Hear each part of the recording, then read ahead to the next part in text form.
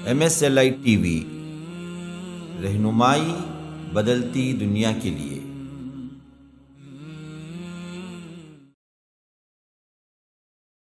السلام علیکم ورحمۃ اللہ وبرکاتہ۔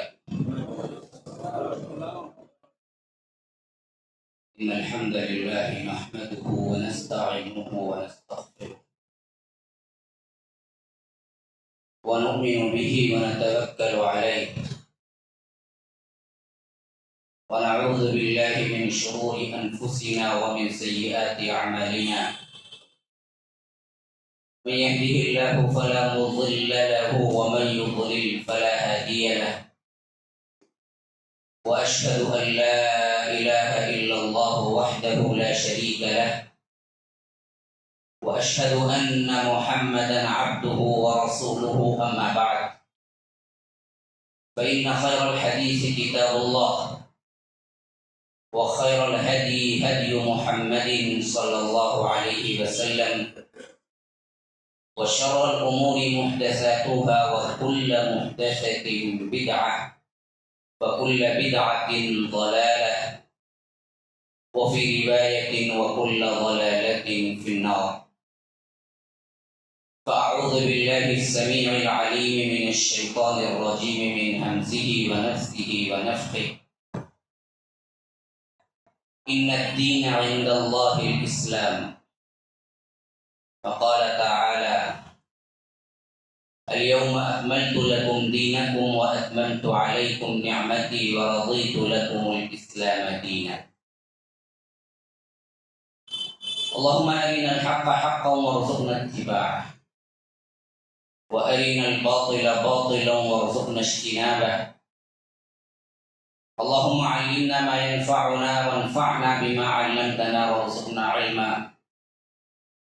رب اشرح لي صدري ويسر لي أمري واحلل عقدة من لساني يفقه قولی۔ اس اللہ کے نام سے ابتدا، اس کے ناموں کی کوئی انتہا ہی نہیں۔ وَلَوْ أَنَّ مَا فِي الْأَرْضِ مِنْ شَجَرَةٍ أَقْلَامٌ وَالْبَحْرُ يَمُدُّهُ مِنْ بَعْدِهِ سَبْعَةُ أَبْحُرٍ مَا نَفِدَتْ كَلِمَاتُ اللَّهِ۔ اس ذات اقدس پر کروڑوں درود و سلام ہوں جو تمام جہانوں کے لیے رحمت للعالمین بن کے آئے تھے۔ اللہم صلی علی محمد وعلی آل محمد كما صلیت علی ابراہیم وعلی آل ابراہیم انک حمید مجید، وبارک علی محمد وعلی آل محمد كما بارکت علی ابراہیم وعلی آل ابراہیم انک حمید مجید۔ اسٹیج پر موجود معزز علماء کرام، ذمہ داران، برادران اسلام، واجب الاحترام بزرگوں، دوستوں، عزیز ساتھیوں، لائق احترام ماؤں اور بہنوں، اللہ تبارک و تعالی نے انسانیت کو جو سب سے بہترین اور خوبصورت ترین گفٹ دیا، وہ گفٹ، وہ تحفہ اسلام، دین۔ جس نے اسے سمجھا، یاد رکھیے، اس کے ذہن و دماغ پر دنیا کی کوئی شے کبھی غالب نہیں آ سکتی، بہتری کے اعتبار سے، خوبصورتی کے اعتبار سے۔ لیکن جس نے اس کو نہیں سمجھا تو یاد رکھیے وہ اتنا حقیر ہو جاتا ہے اس حیثیت سے کہ دنیا کے ایک آنے دو آنے، وہ زمانہ تو نہیں رہا آنے کا، اب تو روپیے کا زمانہ ہے، لیکن میں کہتا ہوں کہ ایک آنے دو آنے میں بھی اپنا دین اسلام بیچ دیتا ہے، اتنا حقیر بن جاتا۔ تو اصل مسئلہ جو ہے، رب العالمین نے جو ہمیں گفٹ دیا ہے اس کے بارے میں جانکاری اور اس کی اہمیت اور اس کی ضرورت اور اس کی افادیت کا صحیح علم ہونا، یہ ہے دین سے نزدیکی کا سبب، اور اس کے بارے میں صحیح علم کا نہ ہونا وہ ہے دین سے دوری کا سبب۔ آج میرا عنوان وہی ہے، دین سے دوری اسباب علاج۔ تو میں نے آپ کو پہلے ایک اصول بتا دیا کہ ذہن میں آپ بٹھا لیں، انشاءاللہ پھر اسی خطوط پر میری گفتگو ہوتی رہے گی، دائیں بائیں بہت سی باتیں آئیں گی، لیکن مرکزی مضمون سے میں ادھر ادھر نہیں ہوں گا۔ بس شرط یہ ہے کہ انشاءاللہ آپ توجہ دیں، اگر آپ توجہ سے سنیں گے تو بات بہت اچھی طرح سمجھ آ جائے۔ تو کائنات کی سب سے خوبصورت قیمتی ترین چیز اصل کیا ہے نا، وہ اسلام ہی ہے۔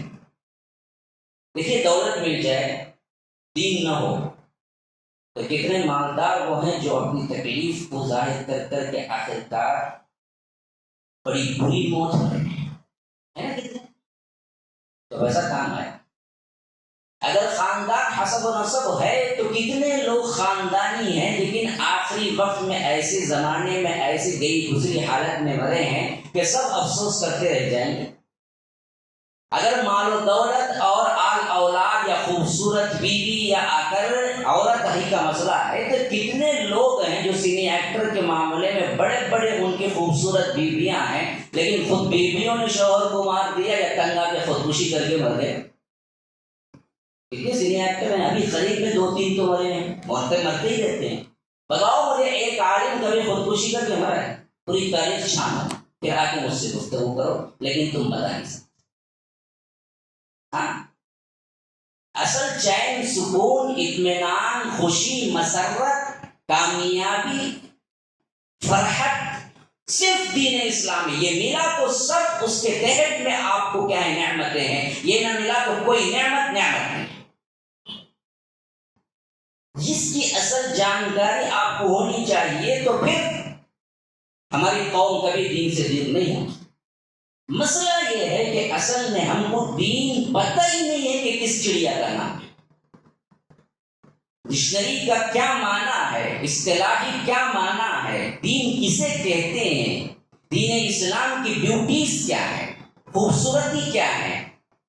یہی وجہ ہے کہ ہم دیکھتے ہیں کہ اصحاب رسول اللہ صلی اللہ علیہ وسلم جس حالت میں تھے جبکہ رب العالمین نے محمد الرسول اللہ صلی اللہ علیہ وسلم کو بھیجا، اللہ کی قسم کھا کے کہتا ہوں، دوبارہ اور سہبارہ اللہ کی قسم کھا کے کہتا ہوں، آج کی حالت سے کئی گنا زیادہ بگڑی ہوئی حالت میں تھے۔ نہیں تھے کیا؟ تھے۔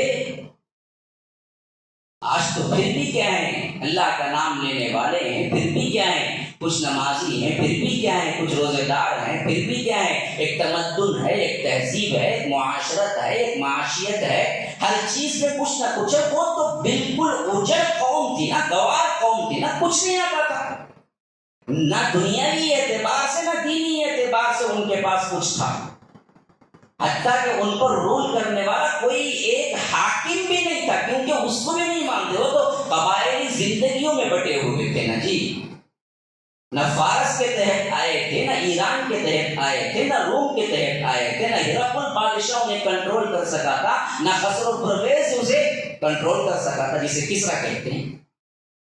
حالانکہ دونوں مملکتیں بالکل جزیرے عرب کے آس پاس ہیں، لگے ہوئے ہیں، دونوں کی سرحدیں عرب سے ملتی تھی، اتنے قریب تھی دونوں مملکتیں، ادھر ایران تھا ادھر روم تھا، اور بڑی مضبوط ترین قومیں تھیں جن کی عمریں صرف حکومت کے اعتبار سے 400 سال 500 سال 1000 سال ان کی حکومتیں چل رہی تھی، لیکن پھر بھی ان کی جہالت کی انتہا یہ تھی کہ وہ عرب کو کنٹرول نہیں کر سکے، کسی بادشاہت کے تحت نہیں لا سکے۔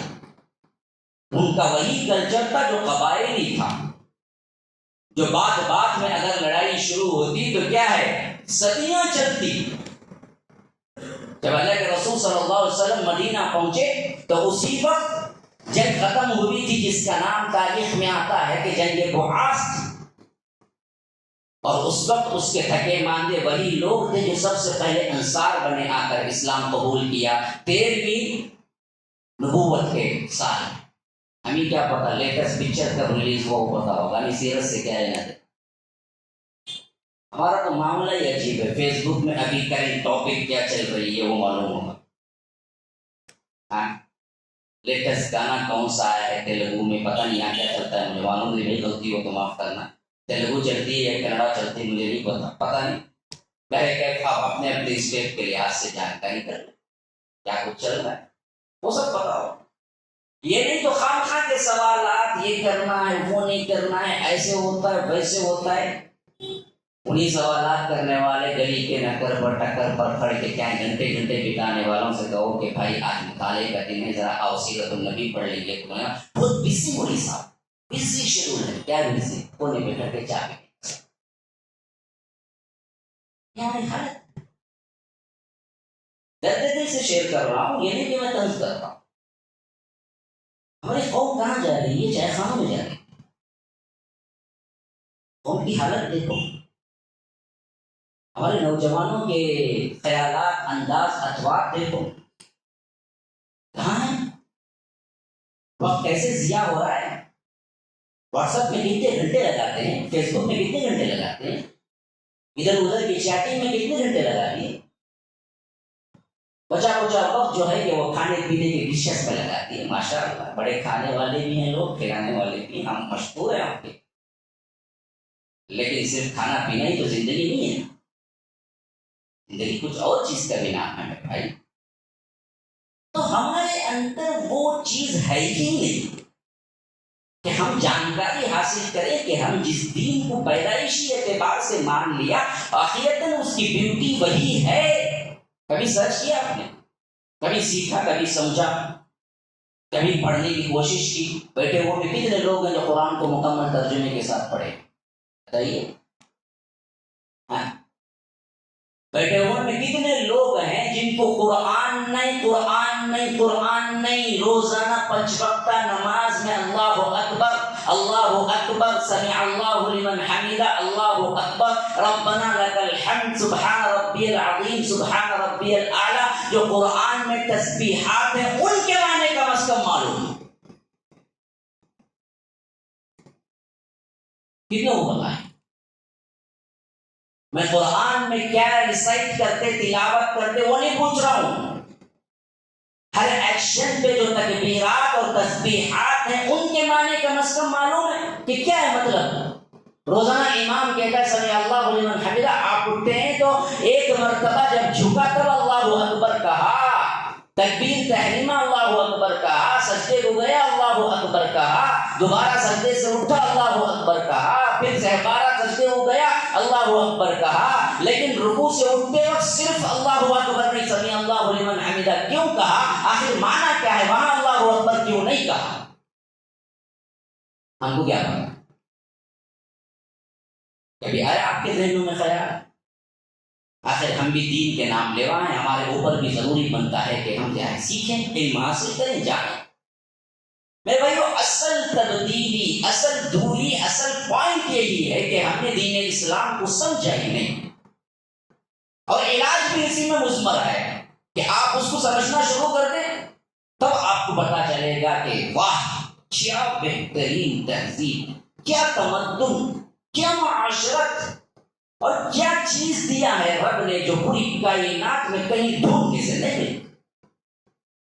ایک مسلمان خاندان، ایک مسلمان انسان، ایک مسلمان بندہ، ایک مسلمان عورت، ایک مسلمان مرد، یہ اللہ تبارک و تعالیٰ کی طرف سے اتنا بڑا گفٹ ہے. کائنات میں اس سے بڑا کوئی گفٹ نہیں جس سے تمہاری زندگی کی حرکت، جنبش، دن رات، خلوت جلوت، تنہائی، اکیلا پن، ہر چیز کی ریمیڈی ہے کہ تمہارا ان اینڈ آؤٹ، سر سے لے کر پیر تک کے مسائل تمہیں بیان کر کے بتاتا ہے کہ دیکھو یہ ہے زندگی جو تمہیں گزارنی ہے، جس میں صرف خوشی ہی خوشی ہے، غم کا کوئی نشان نہیں. لیکن ہم کو پتہ نہیں ہے، یہ مسئلہ ہے. ابھی سن کے بڑا افسوس ہو رہا تھا کہ کہیں باپ کو خود بیٹے نے قتل کر دیا، ابھی حادثہ ہوا، کہیں خود مسلمان، جبکہ تہذیب و تمدن کے اعتبار سے خوبصورت ترین دین اسلام ہے.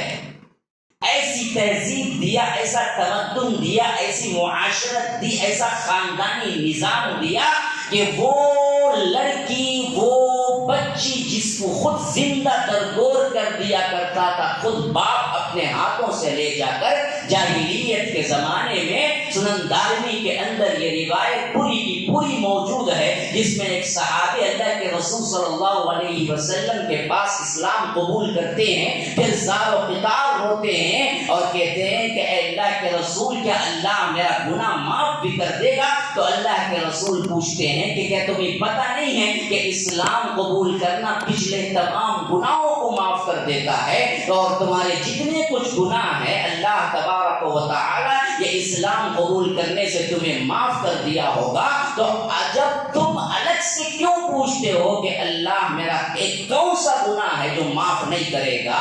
تو کہا کہ نہیں اللہ کے رسول، اصل مسئلہ میرے ساتھ یہ ہے کہ میں اپنے آپ کو سب سے بڑا ظالم پاتا ہوں، کیونکہ میرے ساتھ جو واقعہ ہوا وہ یہ کہ میں ایک مرتبہ نکلا تو میری بیوی حمل سے تھی۔ اور سے سنو، موازنہ کرتے ہوئے سنو آج گھروں کی کیا حالت ہے۔ انہوں نے کہا کہ میں جب گھر سے نکلا تو میری بیوی حمل سے تھی، اور جب میں واپس سفر سے آیا، اس زمانے کے سفر بڑے لمبے ہوتے تھے، مہینوں پر مشتمل ہوتے تھے، خالی خونی صرف راستے فاصلے 15 دن کے ہوتے تھے، تو ایک ایک تجارتی سفر میں سال 2 سال لگ جایا کرتے تھے۔ تو وہ واپس آئے تو کہا کہ اللہ کے رسول، میں آ کے پوچھا تو کیا ہوا، بیٹا ہوا یا بیٹی ہوئی، اولاد ہوئی؟ تو میری بیوی نے بتایا کہ نہیں، ایک مردہ بچہ پیدا ہوا جس کو ہم نے دفن کر دیا، زندہ تھا ہی نہیں۔ تو میں بھی خاموشی اختیار کر لی۔ پھر اس کے بعد زندگی گزرتی رہی، یہاں تک کہ پڑوس کے گھر میں ایک چھوٹی سی بچی ہوا کرتی تھی جو میرے فارغ اوقات میں آ کے مجھ سے کھیلا کرتی تھی، یہاں تک کہ جب وہ اتنی مجھ سے مانوس ہو گئی کہ اگر وہ کسی دن نہیں آتی تو میں بے چین ہو کے میری بیوی سے پوچھنے لگتا کہ آج وہ بچی میرے پاس نہیں آئی کھیلنے کے لیے۔ اتنا میں اس سے مانوس ہو گیا تھا، اتنا میں اس سے خوش تھا۔ تو جب بیوی نے دیکھا کہ وہ چیز جس کو یہ نفرت کرتا ہے آج وہ خوشی کے ساتھ قبول کر رہا ہے، تو ایک مرتبہ جوش جذبے میں آ کر کہا کہ آپ کو وہ بچی پسند ہے؟ کہا کہ ہاں بہت پسند ہے، میں اسے کیا ہے کھیلنا چاہتا ہوں، اسے روزانہ دیکھنا چاہتا ہوں، وہ میری بچی کی طرح لگتی ہے۔ تو کہا کہ اگر میں یہ کہہ دوں کہ جو بچی جو حمل سے میں تھی جب تم سفر پہ گئے تھے تو یہی وہ بچی ہے جو پیدا ہوئی، تو تم مان لو گے؟ تو میرے اوپر پہاڑ گر پڑا۔ میں نے کہا کہ سچ کہہ رہی ہوں؟ تب کہا کہ ہاں میں سچ کہہ رہی ہوں، یہ تمہاری ہی بچی ہے۔ میں نے صرف اس واسطے پڑوسی کو دے دیا کہ اگر تمہیں معلوم ہوگا اور تم بچے کے باپ، بچی کا باپ اپنے آپ کو سمجھو گے تو کہیں اس کو قتل نہ کر دو، کیونکہ بچی کا باپ ہونا سب سے بڑی گندی گالی تھی عرب جاہلیت، سب سے بڑا عار، سب سے بڑی شرم کی بات تھی۔ وَإِذَا بُشِّرَ أَحَدُهُم بِالْأُنثىٰ ظَلَّ وَجْهُهُ مُسْوَدًّا وَهُوَ كَظِيمٌ يَتَوَارَىٰ مِنَ الْقَوْمِ مِنْ سُوءِ مَا بُشِّرَ بِهِ أَيُمْسِكُهُ عَلَىٰ هُونٍ أَمْ يَدُسُّهُ فِي التُّرَابِ أَلَا سَاءَ مَا يَحْكُمُونَ کہ بدبختو کیسا حکم لگاتے ہو کہ تمہیں جب لڑکی کی پیدائش کی خوشخبری دی جاتی ہے تو تمہارا چہرہ ذلت اور غم سے سیاہ ہو جاتا ہے۔ ہاں، مسودًا وهو كظيم يتوارى من القوم من سوء، اپنے چہروں کو اپنے قوم سے چھپائے پھرتا کہ کہیں کوئی آدمی اسے لڑکی کا باپ کہہ کے نہ پکار دے اور اس کو ذلت سے مر جانا نہ پڑے۔ ایسی ذلیل ترین حرکت تھی عربوں کے اندر۔ تو اسی واسطے میں نے چھپا دیا اور پڑوسی کو دے دیا، لیکن آج تمہاری محبت نے مجھے یہ بولنے پہ مجبور کر دیا کہ اصل تمہاری ہی بچی ہے۔ بس یہ کہنا تھا کہ وہ صحابی کہتے ہیں کہ پھر تو میرے اندر وہی چیز جاگ اٹھی جو عربوں کے اندر تھی کہ میں بیٹی کا باپ، یہ ننگو عار، یہ ذلت میں برداشت نہیں کر سکتا۔ میں نے اپنی بیوی کے سامنے تو ظاہر نہیں کیا، لیکن اسے بالکل نگرانی میں رکھا، یہاں تک کہ ایک مرتبہ اس بچی نے آئے کہا کہ ابا جان مجھے لے جائیے تفریح کے طور پر، ساتھ میں لے جائیے۔ تو میں نے اس بچی کو ماں سے کہا کہ اسے سیر تفریح کر کے لاتا ہوں، اور سیدھے ایک ایسے دور دراز علاقے میں پہنچا جہاں پر پہلے سے میں نے گڑھا کھود رکھا تھا، اور اس کو بٹھا کے اور گہرا گڑھا کھودنے لگا، یہاں تک کہ اس کے کھودنے سے مٹی جو اڑ کے آ رہی تھی وہ میرے داڑھی کے بالوں میں پیوست ہو رہی تھی۔ تو وہ معصوم بچی ابا جان کہہ کے ان داڑھی کے بالوں سے وہ ذرات کو جھٹک رہی تھی، لیکن مجھ ظالم کو اس وقت بھی رحم نہ آیا اس بچی پر۔ یہ دین ہے، جاہلیت میں ایسا ہی ہوتا ہے انسان، دین انسان بناتا ہے، ایسا کہ اسلام جانور سے انسان بناتا ہے، ورنہ تو ہم بھی کھاتے پیتے صرف ایک جانور ہے۔ یاد رکھو دین یہی ہے کہ تمہیں اصل خوبصورت ترین انسان بناتا ہے، اس حد تک اعلیٰ کہ فرشتے سجدہ کریں، ورنہ تو اتنا ذلیل کر دیتا ہے۔ دین نکل جائے انسان کی زندگی سے تو جانور نہیں بلکہ کیا ہے، گٹر کے نالی میں چلنے والے کیڑے سے بھی بدتر بنتا ہے۔ مخلوقات میں اولئک ہم شر البریہ، مخلوقات میں سب سے بدترین مخلوق بن جاتا ہے۔ تو وہ صحابی کہتے ہیں کہ اللہ کے رسول اتنا کرنے پر بھی مجھے رحم نہ آیا، یہاں تک کہ میں نے اسی کے سامنے اس کی قبر کھودی اور زندہ اسے پیچھے سے دھکا دے کے نیچے دھکیلا اور پھر اس پر مٹی ڈالنے لگا تو وہ چیخ رہی تھی جس کی چیخیں اب بھی میرے کانوں میں گونج رہی ہیں، لیکن تب بھی مجھے رحم نہ آیا، یہاں تک کہ میں اس کو دفن کر دیا اور چلا آیا۔ کیا اللہ اس گناہ کو بھی بخش دے گا؟ اللہ کے رسول صلی اللہ علیہ وسلم سارا خطاب ہو رہے تھے، اس واقعے کو سنا تو اللہ کے رسول صلی اللہ علیہ وسلم کی داڑھی مبارک آنسوؤں سے تر ہو گئی۔ ایسا کیا، کیسے کیا، کس کلیجے سے کیا تم نے کہا؟ اللہ کے رسول رو رہے تھے تو صحابہ رو رہے تھے۔ ایسا بھی کوئی انسان کر سکتا ہے؟ ایسا بھی کوئی انسان کر سکتا ہے؟ میں کہتا ہوں نوٹ کیجیے، جملہ کر سکتا ہے تب جب اس کے زندگی میں دین نہ، تب جب اس کی زندگی میں دین نہ ہو۔ یہی ہوا ہے یہاں پر جو واقعہ ہوا کہ بیٹے نے باپ کو مار ڈالا، کر سکتا ہے اس وقت جب وہ دین سے دور ہو۔ دین صرف آخرت میں بدلے کا نام نہیں میرے بھائیو، دین تمہاری زندگی کے فائدے کا نام ہے، تمہیں زندگی دیتا ہے، تمہیں خوشی دیتا ہے، تمہیں مسرت دیتا ہے، تمہیں ہر چیز کا انعام دیتا ہے، دنیا بھی دیتا ہے، آخرت بھی دیتا ہے، وہ دین ہے۔ اس دین کو اپنانے سے اللہ تبارک و تعالیٰ کی عبادت میں، اللہ تبارک و تعالیٰ کی عزت میں، اللہ تبارک و تعالیٰ کی جاہ و جلال میں کوئی بڑھوتری نہیں ہوتی۔ دین پہ چلنے سے، دین پہ قریب آنے سے، دین سیکھنے سے، دین کی اطاعت کرنے سے تمہارا بھلا ہے، رب کا کوئی بھلا نہیں۔ لو ان اولکم وآخرکم وانسکم وجنکم کانوا علی افجر قلب رجل واحد منکم ما زاد ذلک فی ملکی شیئا لو ان اولکم وآخرکم وانسکم وجنکم کانوا علی اتقى بقلب رجل واحد ما نقص ذلك من ملک شیئا۔ اللہ تبارک و تعالی اپنے حبیب کے ذریعے ہمیں سناتا ہے کہ پہلے انسان سے لے کر آخری انسان، پہلے جن سے لے کر آخری جن، سب کے سب قلب واحد کی طرح کانوا علی اتقى بقلب رجل واحد، ابو بکر کی طرح دل والے بن جائیں، ایمان والے بن جائیں۔ ما زاد ذلك فی ملکی شیئا، اللہ کی بادشاہت اور ملکیت میں کوئی اضافہ نہیں ہوتا،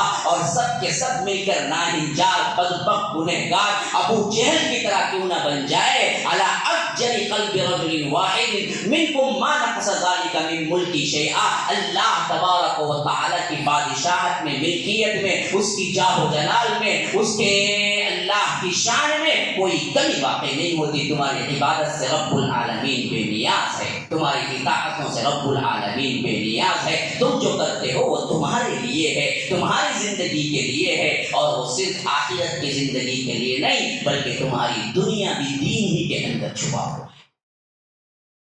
تمہاری مسرتیں، تمہاری خوشیاں، تمہارے تمام تر احساسات، تمہاری فرحت اس دین کے اندر چھپی ہوئی ہے۔ اسی واسطے میں یہ واقعہ آپ کو ابتداءً سنایا کہ یہ وہ قوم تھی جو اس طرح جہالت میں تھی کہ اپنی بیٹی کو زندہ درگور کرنے میں فخر محسوس کرنے والے یہ قوم جب اس اسلام کا گفٹ انہیں ملا تو کچھ سال نہیں گزرے ان کے اندر تہذیب و تمدن و فرحت و راحت و خوشی اس حد تک ان کے اوپر آ گئی اور ان کے خاندان میں اس حد تک مضبوطی اختیار کر گئی۔ ایک زمانہ وہ کہ بچی کی پیدائش کا نام سن کر باپ زندہ درگور کرنا اپنی شان سمجھتا تھا، ایک زمانہ وہ جب اللہ کے رسول صلی اللہ علیہ وسلم ہی کے خاندان میں حضرت حمزہ شہید ہوتے ہیں غزوہ بدر کے غزوہ احد کے اندر. ان کی پیاری سی چھوٹی سی بچی ہے. حضرت حمزہ کے خاندان کی تعزیت کے لیے بدر کے بعد احد کے بعد جب اللہ کے رسول گھر تشریف لے جاتے ہیں اور اس وقت حضرت حمزہ کی چھوٹی بچی ان پہ نظر پڑتی ہے تو اللہ کے رسول صلی اللہ علیہ وسلم کو یہ دیکھ کر اپنے آنکھوں پہ آنسو کو کنٹرول کرنا مشکل ہوتا ہے کہ یہ پیاری سی بچی اب یتیم ہو چکی ہے. حمزہ اللہ کو پیارے ہو چکے ہیں, سید الشہداء بن چکے ہیں, لیکن یہ چھوٹی سی اولاد, اس کا فرزان حال کون ہوگا, اس کو مینٹین کون کرے گا, اس کی کفالت کون کرے گا, اس کی سرپرستی کون اٹھائے گا.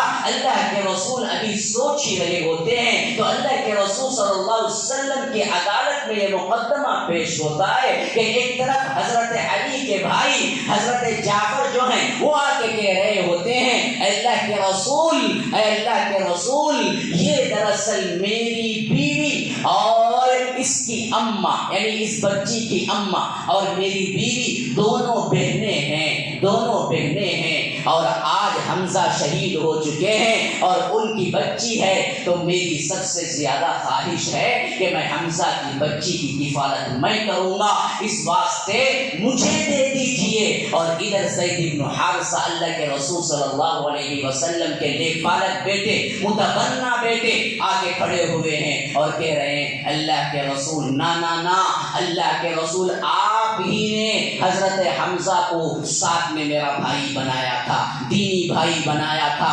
میں حمزہ ہم دونوں بھائی ہیں. اب بھائی کی بیٹی کو پرورش کرنے کا حق مجھے ملنا چاہیے. ایک بچی کی پرورش کے لیے اللہ کے رسول کی عدالت میں دو بھائی دروازہ کھٹکھٹا رہے ہیں. کہاں وہ موقع جہاں بچی کی پیدائش میں باپ خود زندہ درگور کرنے پہ کیا ہے آ رہا ہے. کہاں یہ شاندار نظام اللہ کے رسول نے دین کے طور پہ دیا کہ اللہ کے رسول نے اتنے اخلاق کو بلند کر دیا کہ دو سگے بھائی آپس میں لڑ رہے ہیں کہ حمزہ کی بچی کو کون اٹھائے گا, کون پرورش کرے گا, کون اس یتیمی میں آ کر سرپرستی کرے گا. ایک اللہ کے رسول کے خاص محبوب جن کو اللہ کے رسول نے نیک پالک بیٹا بنایا زید بن حارثہ, وہ مقدمہ دائر کر کے کہہ رہے ہیں کہ نا حمزہ کی بیٹی کو میں پالوں گا. اور ادھر جعفر کہہ رہے ہیں جو اللہ کے رسول کے کزن بھی ہیں, کہہ رہے ہیں کہ نا اللہ کے رسول میری بیوی اور ان کی ماں دونوں بہنیں ہیں تو وہ ماں اچھی طرح کفالت کرے گی نا, بہنیں ہیں تو بچی کی خالہ ہوگی نا, خالہ اچھی کفالت کرتی ہے نا, اس واسطے بچی مجھے دینی چاہیے. یہاں تک کہ اللہ کے رسول مسکرا کے کہا واہ سبحان اللہ زید بن حارثہ تم دینی بھائی ہو, واقعتاً تم حمزہ کے بھائی, میں نے خود تمہیں بنایا, لیکن خالہ جو ہوتی ہے نا وہ بمنزلہ ماں کے برابر ہوتی ہے تو بچی کی خالہ کا زیادہ حق بنتا ہے کہ بچی کی پرورش کرے. یہ کہہ کے اللہ کے رسول حمزہ کی بیٹی کو رضی اللہ عنہ حضرت جعفر کے سپرد کرتے ہیں کہ تم پرورش کرو.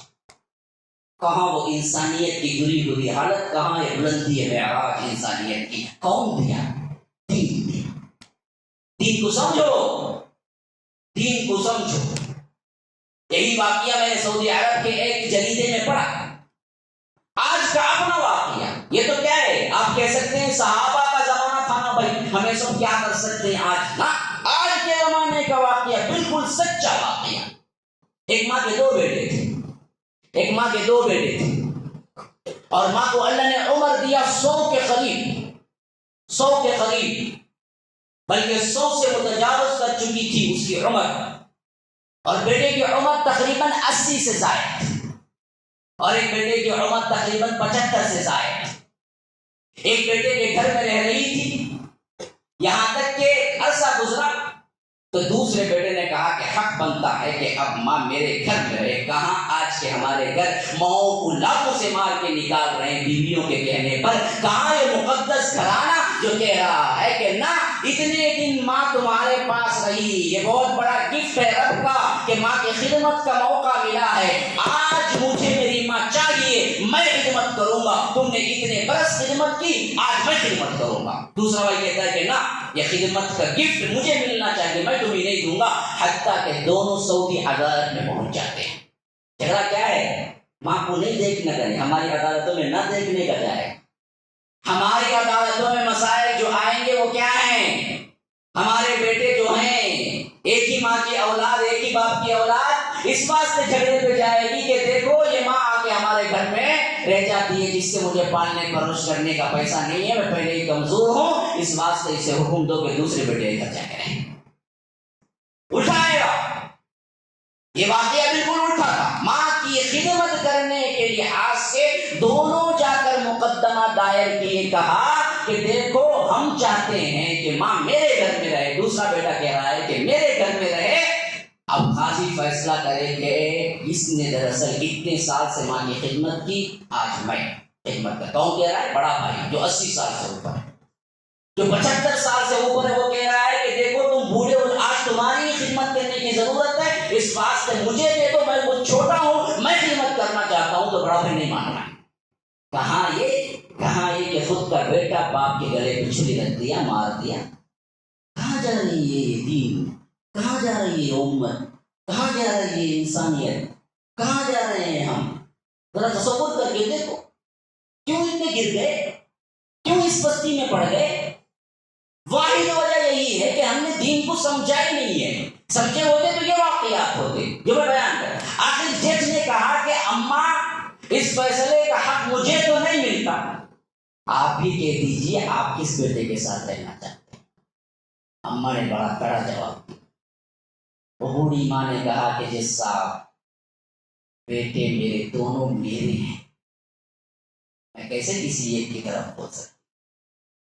ماں کی محبت بھی یہ تھی کہ کہا کہ میرے اعتبار سے دونوں بیٹے میرے بیٹے ہیں، دونوں میری خدمت کر کے ثواب پانا چاہتے ہیں، تو میں اسی ایک کو ترجیح کیوں دوں گی؟ آج مائیں دروازے تلاش کرتی پھر رہی ہیں اپنے بیٹوں کی، کوئی بیٹا ہے جو بڑھاپے میں مجھے رکھ لے، تو اس کی خود کی اولاد نہیں مانتی ہے، کہتی ہے کہ جا کسی آشرم میں رہ جا یا کسی کے یتیم خانے میں پڑ جا، ہم کو دیکھنا نہیں ہے اس حالت میں۔ کرونا کی اس وبا نے تو اور زیادہ غیریت بڑھا دی، دلوں کو سخت کر دیا، بلکہ جانوروں سے بھی زیادہ سخت کر دیا۔ کئی فون مجھے الگ انڈیویجول آئے، کئی واقعات مجھے انڈیویجول معلوم ہے جن بیٹوں نے خود کے باپ کی میت کو اٹھانے سے بھی انکار کر دیا۔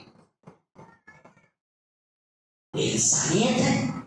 میں تو کہتا ہوں مسلمانیت بھی نہیں ہے، انسانیت تو بہت دور کی بات ہے۔ کیا کچھ اللہ تبارک و تعالی نے اس دین کے ذریعے ہمیں بلند کیا، اور ہم نے کس بستی میں جا کر احساس لے رہے ہیں۔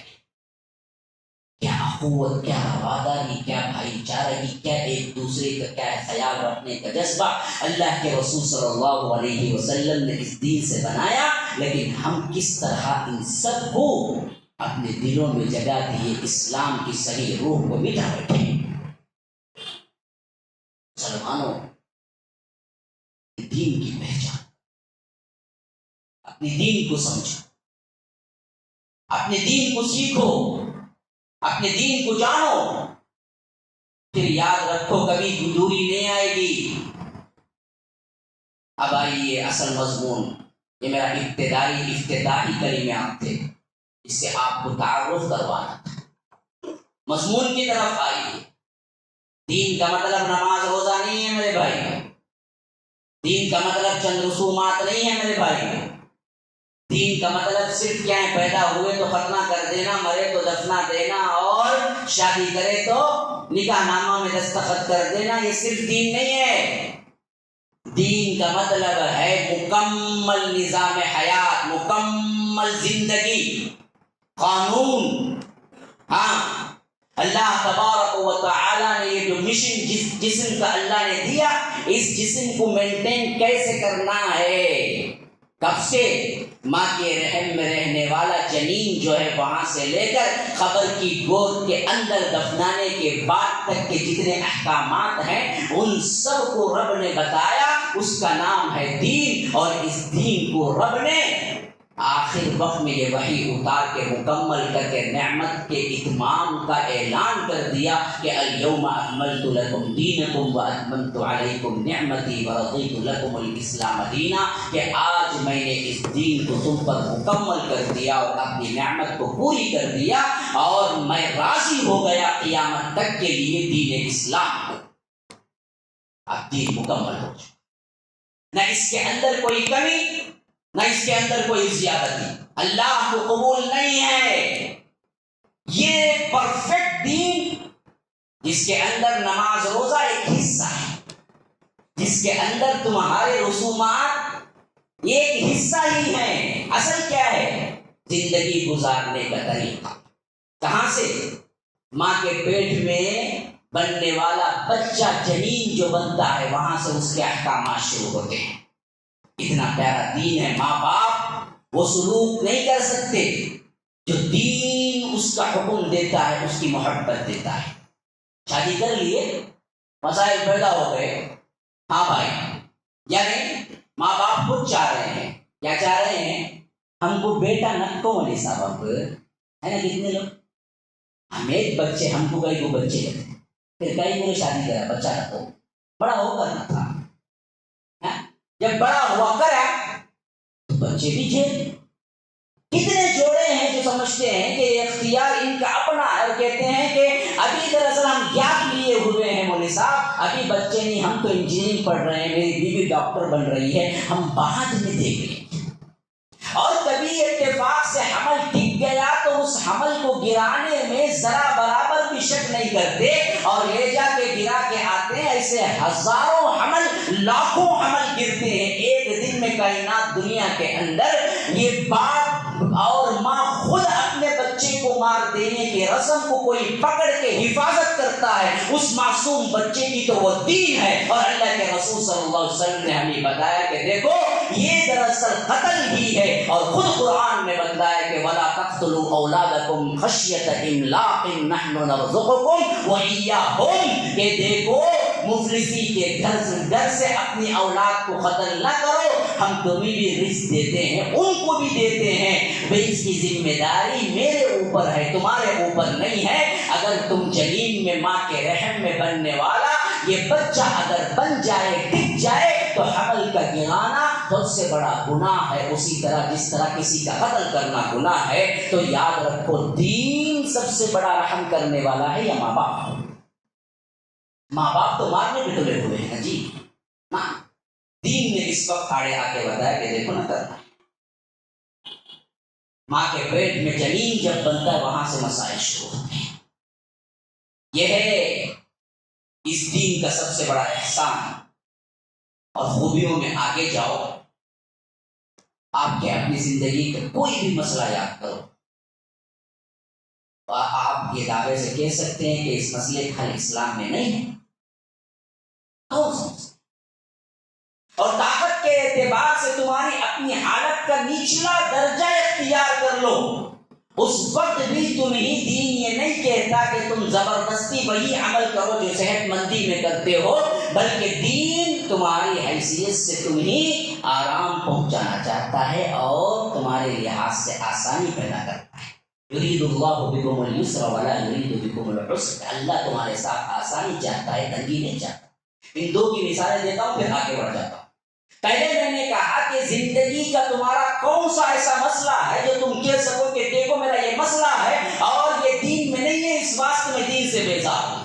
میں کہوں گا کہ بھائی تمہارا علم کم ہے، تم نے علم حاصل نہیں کیا، اس واسطے تم سمجھتے ہو کہ یہ تمہاری زندگی کا مسئلہ دین میں حل نہیں ہے، ورنہ تو دین کا نہیں بلکہ تمہاری زندگی کا ہر مسئلہ دین میں اس کا حل موجود ہے۔ بتاؤ، اور علماء سے پوچھ لو یا پڑھ لو، تمہیں اس کا مسئلہ مل جائے گا۔ آج سب سے زیادہ کیا ہے؟ معاشی اعتبار سے پریشان ہے۔ ایک مثال دے کے آگے بڑھتا ہوں۔ ہر جگہ جاب میں، کرونا میں آدھی سیلری، بعضوں کو وہ بھی نہیں، گھر میں مسائل، گھر میں رہے تو بیوی چیختی، باہر گئے تو کوئی کام نہیں تو لوگ چیختے، ہر جگہ چیخ ہی چیخ ہے۔ مولوی صاحب پریشان ہو، حل نہیں ہے، حل اپنے آپ سے آپ نے بگاڑ لیا، ورنہ حل تو ہے، حل تو اسلام نے دیا تھا۔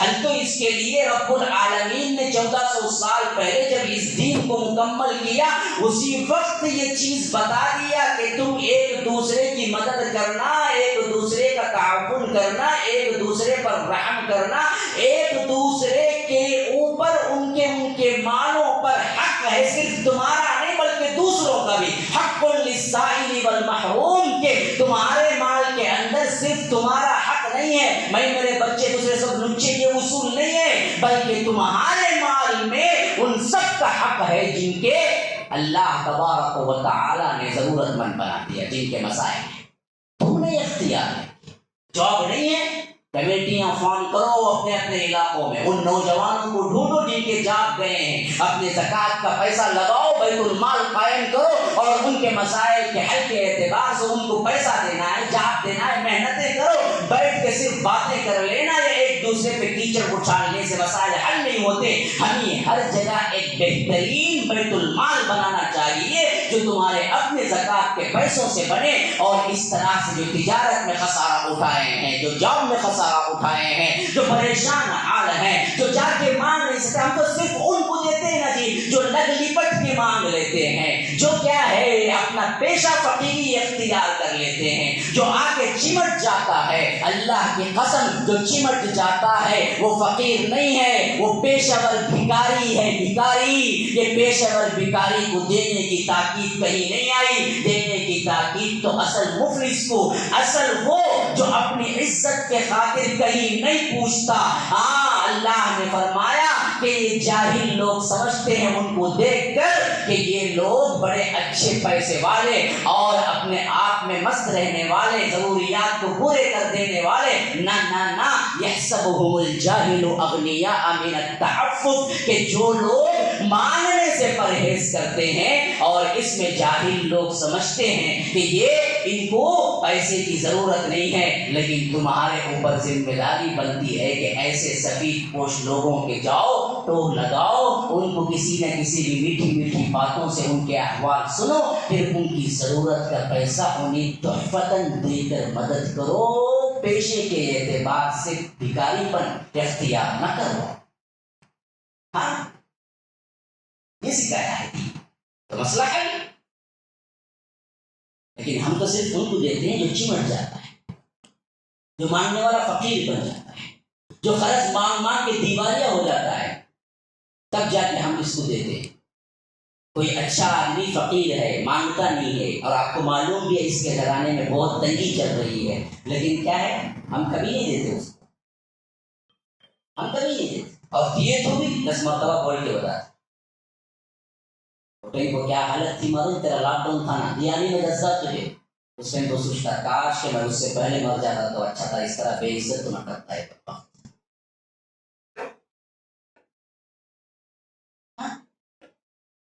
حالانکہ ذمہ داری کیا ہے جی؟ ذمہ داری یہ ہے کہ ان کی مدد بھی کرو ایسے کہ ان کی عزت نفس پہ حملہ بھی نہ، ان کی عزت نفس پہ حملہ بھی نہ۔ ہاں دین یہ سکھایا ہے، لیکن ہم دین سیکھیں گے تو نہ سمجھیں گے۔ حضرت جابر کہتے ہیں کہ اللہ کے رسول صلی اللہ علیہ وسلم کے ساتھ میں غزوے میں تھا، بڑی شدید تنگی تھی، کیونکہ جابر بن عبداللہ وہ صحابی ہیں جن کے باپ عبداللہ بن حرام جو تھے نا وہ غزوہ احد میں شہید ہو چکے، اور اس وقت ان کی بیٹیاں 9 تھیں، 9، بعض روایتوں میں 7 آئے، بعض روایتوں میں 9 آئے، 9 بیٹیوں کا باپ غزوہ احد کو نکل رہا ہے، اپنے بیٹے جابر کو بلایا اور کہا کہ دیکھ بیٹے میرے باپ کوئی اور نہیں ہے ان بچیوں جو تیری بہنیں، اور مجھے یقین ہے کہ اس غزوے سے میں واپس بھی نہیں آؤں گا، یا رب شہادت کی تمنا دے دوں۔ کہا کہ مجھے یقین ہے کہ میں اس غزوے سے واپس بھی نہیں آؤں گا، میں تو شہید ہو جاؤں گا، اور میری شہادت کے بعد میری 9 بیٹیاں جو تیری 9 بہنیں ہیں ان کی سرپرستی تو کرنا ہے، اور قرض بھی ہے میرے اوپر وہ بھی ادا کر دینا ہے۔ یہ کہہ کے نکلے اور ایسا جہاد کیا کہ آخرکار شہید ہو گئے، ایسے شہید ہوئے کہ اللہ نے وہ مرتبہ دیا کہ کسی اور شہید کو نہیں دیا۔ حضرت جابر غمزدہ کھڑے ہوئے تھے تو اللہ کے رسول نے پوچھا جابر تم اپنے باپ کے چلے جانے سے، شہید ہو جانے سے تم کیا غم زدہ ہو؟ کہا کہ ہاں اللہ کے رسول وہ بھی مسئلہ ہے، اور دوسرا مسئلہ یہ ہے کہ میرے باپ پر بہت بڑا قرض ہے، وہ بھی میں ادا کرنا ہے۔ تیسرا مسئلہ یہ ہے کہ میرے باپ کی 9 بیٹیاں ہیں، جو میری بہنیں ہیں ان کو بھی کیا ہے پرورش کرنا ہے، جبکہ کچھ پیسہ ہے ہی نہیں۔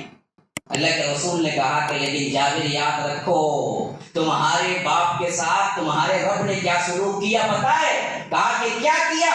کہا کہ اللہ نے بغیر حجاب کے کسی سے بات نہیں کیا، لیکن جابر اللہ نے تمہارے باپ سے بغیر حجاب کے بات کی۔ تفسیر ابن کثیر کی روایت استبشرون بنعمت من اللہ کی تفسیر کے اندر موجود ہے۔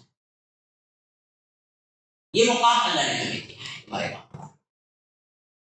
پھر اللہ کے رسول نے وہ قرضہ بھی کیسے اتارنا ہے سکھایا۔ یاد رکھو تنگی میں بہت سے لوگ قرضے لیے ہوں گے، ان کو اسلام میں ریمیڈی ہے۔ اللہ کے رسول نے کہا کہ جابر جتنے قرضدار ہیں سب کو بلاؤ، سب کو بلائے، جو کچھ بھی ہے لے کے آؤ۔ لے کے آئے، سب کو بلایا۔ اللہ کے رسول نے کہا کہ دیکھو بھائی جابر کے باپ نے اتنا قرض لیا ہے اور اب جابر کے پاس اتنا ہے، دیکھو جتنا ہو سکتا ہے تم لے کے جاؤ، باقی جو ہے وہ معاف کر دے، جو ہو سکتا ہے جو بن پڑا ہے وہ دے دے۔ اور اللہ کے فضل سے وہ اللہ کے رسول نے اپنی دعا کے ساتھ ہاتھ ڈالا، برکت کا ہاتھ وہ اس طرح تقسیم ہوا کہ سب کے قرضے ادا ہو گئے۔ لیکن ایک بیوٹی یہ نکلی، ایک چیز یہ نکلی، ایک مسئلہ یہ بتا دیا کہ قرض داری میں لوگ جب قرض لے لیں اور ان کے ساتھ اس کو پھیرنے کا معاملہ نہ ہو، ایسے میں اسلام تمہیں سکھاتا ہے جو قرض لیا ہے اس کو وقت بھی دو، اور جو مل گیا اس پر اسے باقی کا معاف کر دو۔ 100 روپے دیے قرض داری آ کے کہہ رہا ہے کہ بھائی بہت تنگی ہے، 10 روپے تو ادا کرتا ہوں، 90 معاف کر دو۔ میں کورٹ کو جاؤں گا، ارے کورٹ کو گیا تو وہ 10 روپے میری نہیں تھی، وکیل سے جائے گا، معاف کر دو، جو ملتا لے۔ تنگی کا زمانہ، قرضدار ہے اس کے ساتھ حسن سلوک کرو، اسے وقت دو۔ اسے اتنا تنگ کرتے کہ وہ سلام بھی نہیں کرتا، سامنے مل کو بھی کیا ہے دیکھے نہیں سکھا جاتا، دیکھے گا جی قرض لے تو سلام بھی نہیں، تمہیں اس طرح سے سوال ہے، اسے تنگ نہیں کرتا، وہ سلام کرتا تھا، تمہیں اتنا تنگ کیے کہ انہیں سامنے آنا نہیں چاہتا۔ یاد رکھو حل ہے۔ تو اسی واسطے کہتے ہیں کہ جابر میں جب جا رہا تھا سب تنگی کا زمانہ تھا، میرا گھوڑا سست تھا، اللہ کے رسول قریب آئے، پوچھا جابر کیا حال ہے؟ کہا کہ اللہ کے رسول ایک تو تنگی، اوپر سے میرا گھوڑا ایسا سست کہ پورے قافلے کو بیزار کر کے رکھ دیا ہے۔ تو اللہ کے رسول نے ایسے یوں ہاتھ پھیرا، یوں ہاتھ پھیرا گھوڑے پر، تو اللہ کے رسول کا ہاتھ پھیرا تھا۔ جابر کہتے ہیں کہ اتنا تیز رفتار نکلا تو کبھی کبھی تو اللہ کے رسول کے گھوڑے سے تیز ہونا چاہتا تھا، میں ادب کے لحاظ سے اسے پیچھے کھینچ لیتا اور کہتا کہ نہ، اللہ کے رسول کے آگے کوئی نہیں جائے گا۔ یہاں تک کہ اللہ کے رسول مدینے کے انٹرنس کے قریب آ گئے۔ یہ غزوہ تبوک سے واپسی کا زمانہ ہے غالباً۔ جب وہاں قریب آ گئے تو پوچھا جابر، فرمائیے اللہ کے رسول لبیک و سعدیک، کہا کہ گھوڑا بیچنا چاہتے ہو؟ گھوڑا بیچنا چاہتے ہو؟ اللہ کے رسول نے پوچھا صلی اللہ علیہ وسلم بہت چھوٹا تھا، میں سمجھتا ہوں بولنے پر دانت وغیرہ چڑھ کے داڑھ وغیرہ میں سوراخ تو نہیں ہوتے، تو کہنا چاہیے، اتنی بھی محبت نہیں ہے اپنے رسول سے۔ تو اللہ کے رسول صلی اللہ علیہ وسلم نے پوچھا کہ یہ گھوڑا بیچنا چاہتے ہو؟ کہا کہ ہاں اللہ کے رسول صلی اللہ علیہ وسلم، لیکن ہے تو کون لے گا؟ ایک تو کیا ہے، پہلے ہی میرے پاس دوسری سواری نہیں ہے، اور مسئلہ یہ ہے کہ زیادہ قیمت میں بھی نہیں جائے۔ اب اللہ کے رسول نے قیمت لگانا شروع کیا، کہا کہ 1 درہم، 1 درہم میں کہاں سے ہوگا، بہت کم قیمت، تو گھوڑا ہے، تھوڑی بکری ہے، 1-2 درہم۔ تو اللہ کے رسول یوں بڑھا دے گے صلی اللہ علیہ وسلم، 300 400 500 200۔ جب اس کی برابر کی قیمت حضرت جابر نے کہا کہ اللہ کے رسول صلی اللہ علیہ وسلم یہ صحیح ہے، تو کہا کہ دیکھو یہ مجھے دے دو، اور پیسے جیسے ہی مجھے گھر میں داخل ہوگا میں تمہیں دے کے بھیج دوں گا، ڈیل طے، معاملہ طے۔ یہ ڈیل کرنے کا ایک انداز ہے، بعد میں دے سکتے ہیں، پہلے ڈیل مکمل ہو سکتی ہے، ایک طریقہ ایک مسئلہ ہے۔ تو اللہ کے رسول صلی اللہ علیہ وسلم نے یوں کیا، اور جیسے ہی پہنچے حضرت جابر نے اپنا گھوڑا اللہ کے رسول صلی اللہ علیہ وسلم کے حجرے میں باندھا اور پیدل گھر پہنچے، اور اللہ کے رسول صلی اللہ علیہ وسلم نے عثمان کو یا کسی اور صحابی کو بلایا، کہا کہ دیکھو یہ گھوڑا لے جاؤ اور اس کی قیمت لے جاؤ، دونوں لے جا کے کہنا کہ یہ گھوڑے کی قیمت ہے اور یہ گھوڑا تمہیں تحفہ ہے. دینے کا انداز کہیں دیکھا آپ نے؟ ہاں جی پریشان ہو گیا. جابر نے کہا کہ کیا اللہ کے رسول کو گھوڑا پسند نہیں آیا صلی اللہ علیہ وسلم؟ کہا پسند تو آیا. اللہ کے رسول صلی اللہ علیہ وسلم نے اس لیے بھیجا ہے کہ اللہ کے رسول صلی اللہ علیہ وسلم نے کہا کہ دیکھو یہ گھوڑے کی قیمت تو رہی لیکن یہ گھوڑا اللہ کے رسول نے آپ کو گفٹ کر دیا. اور شروع میں جو باری لگوائی 1 درہم 2 درہم 4 درہم 5 درہم یہاں تک کہ وہ برابر میں ہاں کر گئے، وہ اس واسطے کہ جاننا چاہتے تھے کہ اصل گھر میں ان کو کتنی ضرورت ہے.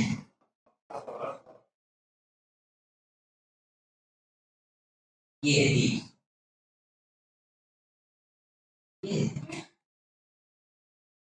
اس کو اپناؤ، ہماری زندگی گلزار بن جائے گی. ہماری زندگی کے اندر کوئی غم نہیں ہوگا، کوئی مصیبت کوئی پریشانی تمہیں غمزدہ نہیں کر سکتی. تم رب کی راضی، رب کی مرضی، رب کی تقدیر پہ راضی ہوگی، خوش ہوگی. دین وہی سکھاتا ہے.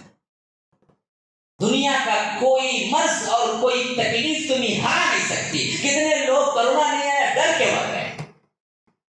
کیوں یہ ڈر؟ ہاں کون جتا سکتا ہے؟ مارنے جلانے کی قوت کس کے پاس ہے؟ ڈر کیا؟ اگر تمہیں کیا ہے وقت مقررہ پہنچ جائے تو کائنات کی کوئی قوت ہے جو تمہیں مار سکے، اور تمہارا وقت نہیں پہنچائے تو کائنات کی کوئی قوت ہے جو تمہیں کیا ہے مار سکے. پھر ڈر کیا ہے؟ احتیاط ایک اور چیز ہے، لیکن کتنے ایسے ہیں جو صرف ڈر تھا، مسئلہ کچھ نہیں تھا. کیوں؟ اپنی زندگی کو سب کچھ سمجھ لیا. اسلام نے جو بیوٹیز دیا تمہیں، جو یقین دیا، جو تقدیر دی، جو عقیدہ دیا، اس کو نہیں سمجھ سکے. یاد رکھو یہ تقدیر کا عقیدہ اسلام میں ان گفٹوں میں سے ایک بہت بڑا گفٹ ہے جو کسی اور مذہب والوں کو نہیں ملا. اس گفٹ کی وجہ سے ایک مسلمان اگر صحیح عقیدتاً مسلمان ہو تو دنیا کی کوئی خوشی اسے دیوانہ نہیں کر سکتی، دنیا کا کوئی غم اسے دیوانہ نہیں کر سکتا. وہ ہر حال میں کرے گا الحمدللہ اللہ اکبر، مجھے کوئی ضرورت نہیں کسی بات. لاکھوں کا نقصان ہو جائے آ کے کہے گا الحمدللہ اللہ کی مرضی تو ہوا. لاکھوں کا آپ کو کیا ہے منافع ہو جائے اور آپ کو اچانک فون آ جائے کہ آپ کے اکاؤنٹ میں $500 بلین پڑے ہوئے ہیں، انہیں جا کو دیکھنے سے پہلے اٹیک سے مر جائے. ہاں خوشی میں بھی انسان مرتا ہے، غم میں بھی مرتا ہے. کتنے لوگ ہیں جو صرف غم میں مر گئے. خالی ان کو فون آیا فلاں تمہارا کیا ایکسپورٹ امپورٹ کا جو بزنس تھا، جو جہاز جا رہا تھا، اس کا پورا جہاز تباہ ہو گیا. انہوں فون رکھ کے سیدھے چلے گئے وہاں سے. تم ابھی جہاں جہاز پہنچا وہاں پہنچ گئے. نبی اتنی اہمیت. لیکن ایک مسلمان کو اس سے کوئی فرق نہیں پڑتا، کوئی فرق نہیں. اللہ کے رسول جو بیٹھے ہوئے یا واقعہ جب بھی پڑھتا ہوں رونگٹے کھڑے ہو جاتے. حضرت ماریہ القبطیہ پیغام بھیجتے ہیں اللہ کے رسول آپ کا بیٹا نزا کی گئی، وہ بھی وہ بیٹا تقریباً جو 50 سال بعد پیدا ہوا. ہاں بہت محبت تھی اللہ کے رسول صلی اللہ علیہ وسلم کو حضرت ابراہیم سے، جو صرف چند ماہ کے تھے، لیکن بیماری نے زور پکڑا یہاں تک کہ نزا کی کیفیت میں آ گئے. اللہ کے رسول درس میں یوں بیٹھے ہوئے ہیں کہ ایک صحابی آتے ہیں اور کہتے ہیں کہ اللہ کے رسول آپ کو ماریہ القبطیہ آپ کی بیوی بلا رہی ہے اور آپ کا بیٹا نزا کی کیفیت میں ہے، بہت جلد بلا رہی ہے. اللہ کے رسول ایسے مجلس میں بیٹھے صاحب آ گئے، کہا کہ دیکھو جاؤ کہہ دینا ان سے کہ اللہ جو چاہ رہا ہے وہی ہوگا، صبر کرو اور اللہ کی تقدیر پر ایمان لاؤ، اپنا درس جاری رکھیں. یہاں تک کہ 3 مرتبہ بلاوا آیا، تب کہیں جا کے اللہ کے رسول پہنچے اور اپنے ہاتھوں میں لیا. اس وقت آخری کیفیت تھی، اللہ کے رسول کے آنکھوں سے آنسو نکل رہا. عبدالرحمن بن عوف کھڑے ہوئے تھے ادھر بالکل پاس میں. کہا کہ اللہ کے رسول آپ بھی روتے ہیں؟ کہا کہ یہ اللہ نے رحم دیا ہے، کیونکہ ہر انسان محبت اولاد میں روتا ہے، لیکن زبان کوئی شکایت نہیں کرے گی. اے اللہ جو تو کر رہا ہے اس پر میں بے راضی. بیٹے کے مرنے سے کتنے لوگ پاگل ہو جائیں. تو پہلی مثال میں دے رہا کہ کون سا تمہارا مسئلہ ہے جس کو لے جا کے تم کہو کہ اسلام میں نہیں ہے، اس بات سے میں نفرت ہے، دوری اختیار کر رہا ہوں، تو میں نے مسائل بالمثال بتایا کہ دیکھو کوئی مسئلہ نہیں ہے زندگی، بتا دیا نا، بات کنٹینیو ہو رہی ہے، ٹاپک سے نہیں ہٹا ہوں گا، شاید آپ سونے میں لگ گئے ہوں گے لیکن میں نہیں سویا ہوں، بلکہ تو پسینہ آ رہا ہے تو یہاں بیٹھے سے لوگ کیا ہے اطمینان سے گھبراہٹے لینے سے ختم تھا، اتنا غصہ آتا مجھے یہاں پورا میں ایڑی چوٹی کا زور لگا کے کچھ سمجھانے کی کوشش کر رہا ہوں، ان کو ہم لگتا ہے کہ لوری دے رہا ہوں ماشاء اللہ، اور یہ ٹیک لگا کے خبراٹے لیتے، اب دن محفل ایسے ہی ہے کیونکہ دلچسپی نہیں نا، وہ یوٹیوب میں کھولو 2 گھنٹے کی فلم ہنکیاں مشتاقوں میں بڑک بھی چمکتا نہیں، یوں دیکھ 2 گھنٹے نہیں آتی، رات کے 1 گھنٹے سے 3 گھنٹے تک دیکھنا، کیا مجھے سب تمہیں بھی دیکھتے کیا ایسا برابر بولتے نا کچھ نہیں، لوگوں سے سنتا، الحمدللہ سنتا، لوگ قریب ہوتے ہیں نا، ماشاء اللہ سے اللہ نے ایک محبت ڈال دی ہے، یہ اللہ کا بہت بڑا گفٹ ہے کہ آپ لوگوں کی محبتیں جو آج میں یہاں پر بول رہا ہوں،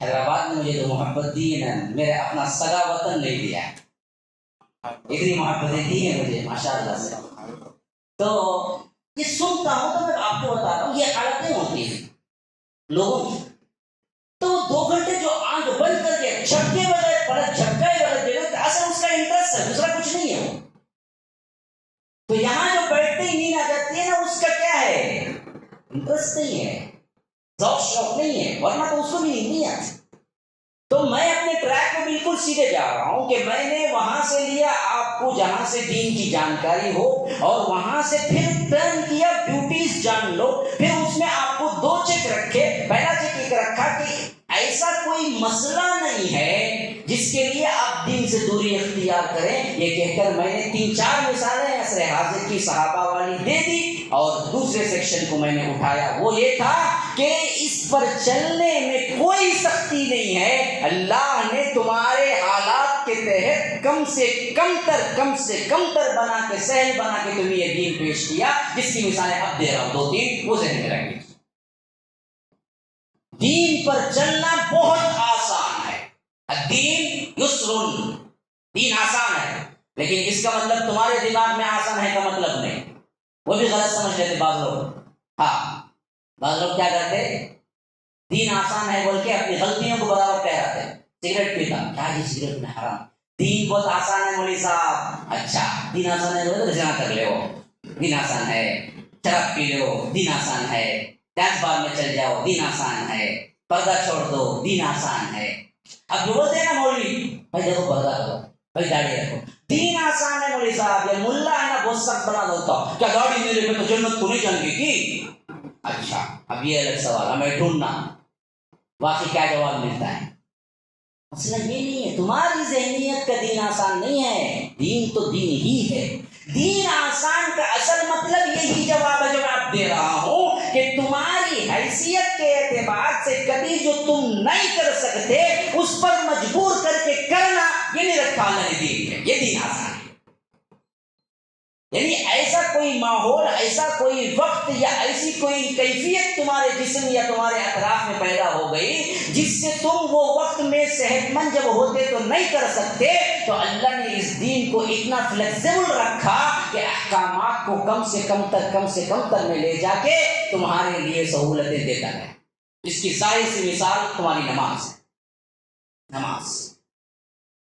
نماز کو کیا کوئی شرط،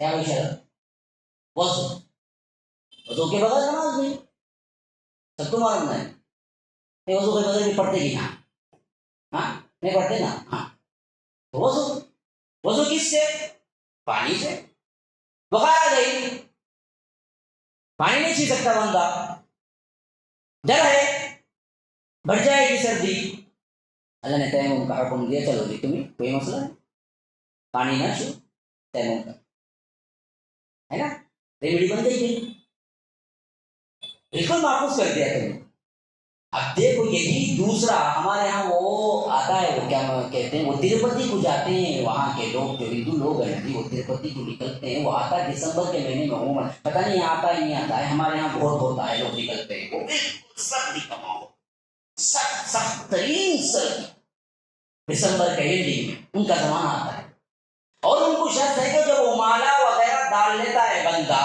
اور وہ کالا ڈریس پہن لیتا ہے ایک دھوتی میں، تو پھر وہ صبح سویرے بالکل ابتدائی دن میں اس سخت ترین سردی کے ماحول میں ٹھنڈے پانی سے نہانا ہے۔ اب دوسرا بیمار ہے، ان کی شریعت کیا بولتی؟ نہیں اب تیمم کرنا بولتی ہے، ان کو نہیں بولتی، نہ کو مرتے بھی ہاسپٹل کو جاتے بھی، لیکن نہانا نہیں تو نکل جاتا باہر، نہیں اللہ نے کیا کیا، ریمیڈی نکالا، کبھی پانی نہیں ہو رہا ہے تیمم کر لو جی۔ یہی نماز دیکھو، فرمایا اللہ کے رسول صلی اللہ علیہ وسلم استطاعت ہے کھڑے ہو کر نماز پڑھو، پوچھا گیا استطاعت نہیں، کھڑنے کی طاقت نہیں، بیٹھ جاؤ۔ اگر لگا دیتا سب کو کھڑے ہو کر ہی پڑھنا، کتنے بوڑھے معروم ہو جاتے ہیں جن کو نہیں کر سکتے ہیں، جن کے گھٹنے ساتھ نہیں دیتے، ان کے لیے صاف طور پر حکم ہے بیٹھ جاؤ، بیٹھ کے بھی نہیں ہو رہا، لیکن رسول صلی اللہ علیہ وسلم نے فرمایا کہ اگر بیٹھنے میں مناسب نہیں ہو رہا ہے تب بھی پڑھ جاؤ، لیٹ کے بھی پڑھ لو، لیٹ کے بھی پڑھ لو۔ ہاں شریعت آسان ہے، شریعت ان پہ سخت سختی نہیں کرتی۔ ہاں روزہ ہے، مسافر ہو نہیں ہو رہا ہے کھا لو، بعد میں رکھ لو، نہیں رمضان میں تمہیں سفر کرو یا کچھ بھی کرو روزہ رکھنا ہی رکھنا ہے، رکھ دیتا تو کیا ہوتا ہمارے یہاں سے سوال نہیں، عام دنوں میں ڈکرا چھوڑ تو رکھتا نہیں ہے، کھا وہ نلی تک کھاتا، ہاں انہیں سفر میں رکھتا نہیں رکھتا، تو اللہ نے کیا ہے آسانی پیدا کر دی، مرد کے احوال کو جانا تو اس کے حساب سے اسے احکامات دیا، عورت کے احوال کو اللہ تعالیٰ بہتر جانتا ہے، اس کے حساب سے اسے بتایا، کس کی ذمہ داری تم پر ڈالی کہ تم کماؤ، اور عورت کی ذمہ داری میں کمانا نہیں لایا بلکہ اسے گھر کی ملکہ بنا کے رکھو، اسے بتایا کہ تم اس کی حفاظت کرو۔ اب بولے دونوں مل کے نہیں ہمیں بھی کمائیں گے، اب دونوں کما کو ایسے اولاد کو پیدا کرتے بڑے ہو کو ان کو مارو،